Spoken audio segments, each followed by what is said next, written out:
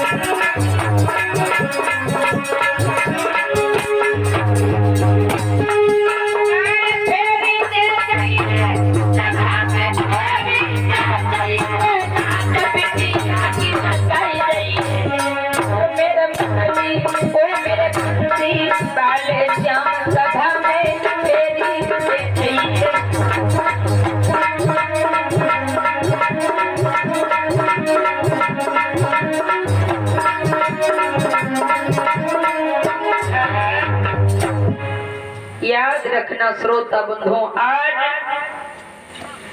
इधर ध्रुव ने तपस्या करी है। और भाइयों एक बात मैं और बता दूं कि किसी ने तपस्या करी तो सबसे पहले इंद्र की नानी मरी। सबसे पहले किसी ने भी तपस्या करी तो देवराज को अपने सिंहासन की चिंता हुई है। ये सोचने लगा अगर इसने तपस्या कर ली, भगवान को मना लिया तो मेरा इंद्रासन चला जाएगा। तो आज बेटा ध्रुव ने तपस्या की है तो देवराज इंद्र ने अप्सराओं को भेज दिया, जवाब दिया इसकी समाधि को तोड़ दो जा करके। रंभा, उर्वशी, विशाखा सारी अप्सराओं को भेज दिया है।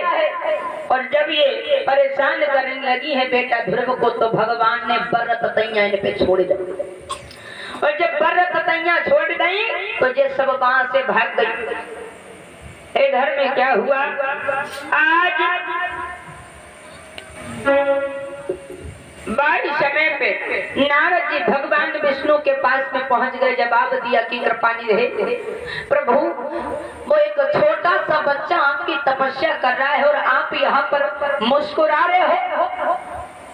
सारे देवता चिल्लाने लगे हैं, सारे संत चिल्लाने लगे हैं, प्रभु रक्षा करो, हे दयालु रक्षा करो।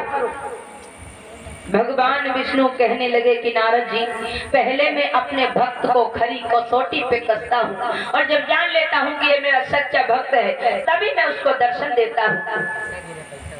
आज इतना कह करके भगवान विष्णु वहां से चल दिए हैं। कहाँ पहुंचे, जहाँ बेटा ध्रुव भगवान के नाम की तपस्या कर रहा है, भगवान के नाम की तपस्या कर रहा है। भगवान ने आवाज लगाई, बेटा ध्रुव आंखें खोलो, लेकिन बेटा ध्रुव ने आंखों को नहीं खोला। समझ गए भगवान क्या कि ध्रुव ने अपने उर में मेरा स्वरूप प्रकट कर लिया है, मेरी छवि अपने मन में बसा ली है। तो क्या किया, भगवान विष्णु सोचने लगे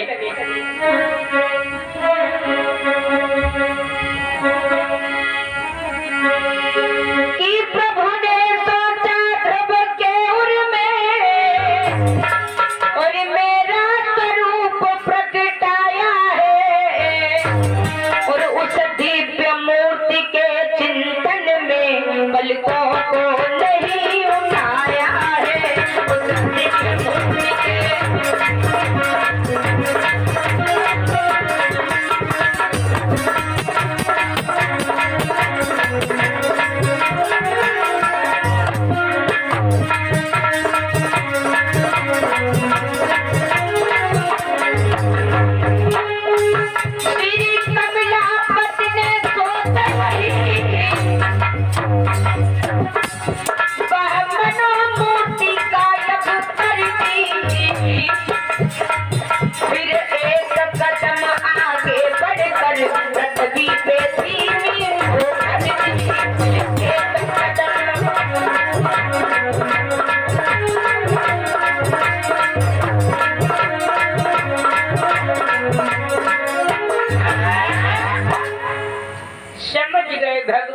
ध्रुव ने मेरी दिव्य मूर्ति को अपने मन में बसा लिया है, इसीलिए पलकों को नहीं उठा रहा। भगवान ने उसी समय ध्रुव के उर से अपना स्वरूप निकाल लिया है और आगे बढ़कर के पृथ्वी पर धीमी ठोकर दी। ध्रुव भगवान विष्णु की गोदी में आकर के गिर गया। बोलिए गोविंद भगवान की। आज तो बेटा ने अपने वादा को निभाया कि मैं भगवान की गोदी में बैठूंगा, तो बेटा ध्रुव भगवान की गोदी में बैठा है। धन्य है वो माँ। और ध्रुव की कोई औकात नहीं थी जो भगवान का दर्शन कर लेता, वो तो मैया सुनीति का फल था। जब बेटा ध्रुव मैया सुनीति को छोड़ करके आया था, उसी दिन मैया ने अन्न जल त्याग दिया था। तो वो मैया की तपस्या थी जो बेटा ध्रुव को भगवान की गोदी नसीब हुई। आज भगवान कहने लगे कि बेटा हमसे कोई वरदान मांग लो। उसी समय जवाब दिया ध्रुव ने कि प्रभु, मैंने आपको पा लिया, मुझे वरदान मांगने की कोई जरूरत नहीं है। हाँ, आप मुझे इतना वरदान जरूर दे दीजिए कि जब भी मैं आपको याद करूं आप हमारे नजरों के सामने आ जाओ। भगवान ने तथास्तु कह दिया, जवाब दिया ऐसा ही होगा। और भगवान ने एक और वरदान दिया कि बेटा ध्रुव, मैं तुम्हारी तपस्या से बड़ा प्रसन्न हूँ। तुम 87,000 वर्ष राज्य करोगे और उसके बाद आकाश में जाकर के ध्रुव तारा नाम से जाने जाओगे। तो आज भी ध्रुव तारा नाम से जाने जाते हैं। याद रखना श्रोता बंधु, भगवान विष्णु ने इंद्र को बुलाया और जवाब दिया, देवराज इंद्र, मेरा बेटा अपने महलों में जाएगा, तुम अपने रथ पे बैठा करके मेरे बेटा को लेकर के जाओ। आज भक्ति में इतनी ताकत होती है कि देवराज इंद्र को भी ध्रुव का नौकर बनना पड़ा। आज देवराज इंद्र बेटा ध्रुव को लेकर के जा रहा है। और जैसे ही अपने राज्य की सीमा में ध्रुव पहुंचा तो क्या हुआ, ध्रुव ने देखा कि हमसे बड़े बुजुर्ग हैं, वो पैदल पैदल चलने। ध्रुव कहने लगा कि देवराज इंद्र, ऐसा करो मुझे यहीं उतार दो, मुझसे बड़े मेरे पिता समान पैदल जा रहे हैं, मैं इस पे बैठ करके नहीं जाऊंगा। आज बेटा ध्रुव उस रथ से उतर आया है, अपने बड़े बूढ़ों के साथ में गया है। और सबसे पहले कहाँ पहुंचा ध्रुव? मौसी के पास में। जानते मौसी के पास में क्यों पहुंचा? अगर सुरुचि ऐसी बात ना कहती तो बेटा ध्रुव भगवान से मिलने के लिए कभी नहीं जाता। इधर में सुरुचि ने दरवाजे को बंद कर लिया और बांदी से कहने लगी कि बहना मुझे जहर ला करके दे दे, मैं मर जाऊंगी लेकिन बेटा ध्रुव के सामने नहीं जाऊंगी। क्या मुंह लेकर के जाऊंगी? मेरे कारण मेरा बेटा घर छोड़ करके चला गया, राज्य को छोड़ दिया, परिवार बिखर गया।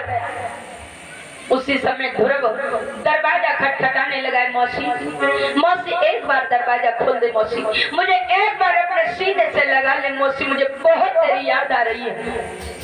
सुरुचि ने दरवाजा खोला। ध्रुव ने मौसी के चरणों को स्पर्श किया, जवाब दिया कि मौसी अगर तुम मुझसे वो शब्द न कहती तो मैं भगवान को नहीं पाता, पहली गुरु तो तू ही मेरी बन गई। आज इतना कह करके बेटा ध्रुव कहाँ पहुंच गया? मैया के पास में, जहाँ मैया को दिखाई नहीं दे रहा है। जब ध्रुव गया था तो ध्रुव के साथ में ही मैया के आंखों की रोशनी भी चली गई थी। मैया ने आहट से पहचान लिया कि मेरा बेटा ध्रुव आ गया। ध्रुव ने देखा और भगवान को याद किया। ध्रुव ने अपने मैया को जैसे ही हाथ लगाया, मैया के आंखों की रोशनी आ गई है। इधर में मैया सुनी थी, कहने लगी कि बेटा तूने भगवान को देखा, भगवान की गोदी नसीब हुई? बेटा ध्रुव कहने लगा हाँ मैया, मैं भगवान की गोदी में बैठ करके आया हूँ। उसी समय जवाब दिया मैया ने कि बेटा मैं ये बात नहीं मानूंगा। क्यों? जवाब दिया अगर तू मुझे भगवान का दर्शन करा दे तब मैं ये बात मान लूंगी। आज ध्रुव ने भगवान को याद किया तो चतुर्भुजी भगवान सामने आ गए। मैया ने दर्शन किया है, जवाब दिया कि प्रभु मेरे जीवन का उद्धार हो गया। भगवान विष्णु कहने लगे कि मैया धन्य तो मैं हो गया कि मुझे तुझ जैसी माँ मिली है। भगवान ने भी मैया सुनीति को अपनी माँ कहा। और इधर में ध्रुव राज्य संभालने लगे हैं और कुबेर ने इधर उत्तम को मार दिया है। जब ध्रुव को पता चला कि मेरा भैया कुबेर ने मार दिया है तो बड़ा युद्ध होने लगा है।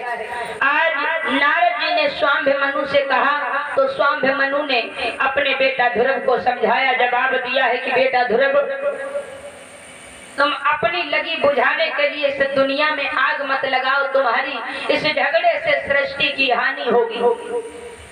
उसी समय दोनों को समझाया है।